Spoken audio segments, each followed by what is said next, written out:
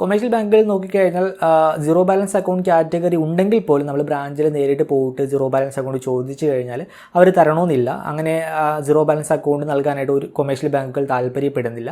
പിന്നെ ചില ബാങ്കുകളിലൊക്കെ നമുക്ക് ഓൺലൈനായിട്ട് സീറോ ബാലൻസ് അക്കൗണ്ട് ഓപ്പൺ ചെയ്യാനായിട്ട് സാധിക്കും. അങ്ങനെയുള്ള സിറ്റുവേഷനിൽ ഓക്കെ, നമ്മൾ ബ്രാഞ്ചിൽ നേരിട്ട് പോയിട്ട് ഓപ്പൺ ചെയ്യാൻ നോക്കുമ്പോൾ പലപ്പോഴും സാധിച്ച് എന്ന് വരില്ല.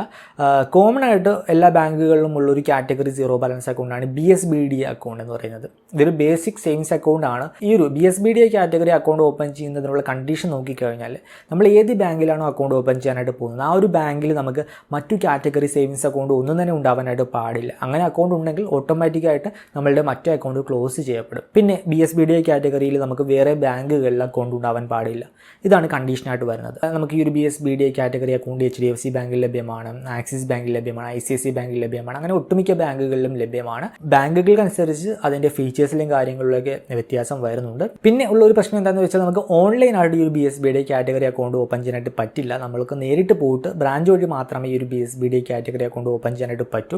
അതുകൊണ്ട് തന്നെ നമ്മൾ ബ്രാഞ്ചിൽ നേരിട്ട് പോയിട്ട് ഈ ഒരു കാറ്റഗറി അക്കൗണ്ട് ഓപ്പൺ ചെയ്യാൻ നോക്കുമ്പോൾ നമുക്ക് ചിലപ്പോൾ സാധിച്ചെന്ന് വരില്ല. അങ്ങനെ ഒരു സ്കീം ഇല്ലയെന്ന് ചിലപ്പോൾ പറഞ്ഞേക്കാം.